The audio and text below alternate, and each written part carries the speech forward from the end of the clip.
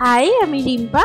দেখুন, আজকে নতুন একটা ধরনের টিফিন আমি রেডি করেছি, সুজির হালুয়া।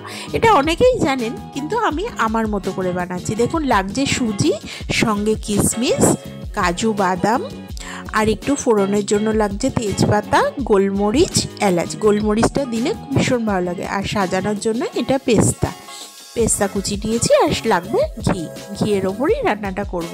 কড়াতে এবার সামান্য একটু ঘি দিয়ে দিলাম। এবার কাজুগুলো দিয়ে দিলাম। কাজুগুলো নেড়ে চেড়ে একটু ভালো করে ভেজে নিতে হবে।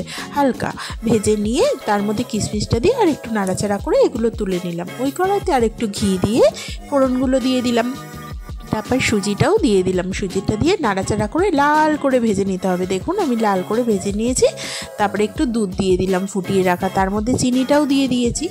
তারপরে চিনি দিয়ে এরকম কাদা কাদা হলে ভেজে রাখা কাজু কিশমিশটাও অ্যাড করে দিতে হবে। ভালো করে দিয়ে শুকনো করে নিয়ে এবারে দেখুন 10 থেকে 15 মিনিটের জন্য ঘি দিয়ে ঢাকা দিয়ে রেখে দিতে হবে।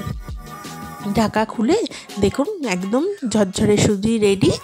আর একটু পেস্তা কুচি দিয়ে ডেকোরেশন করে দিলে একদম রেডি হয়ে গেল গরম গরম সুজির হালুয়া।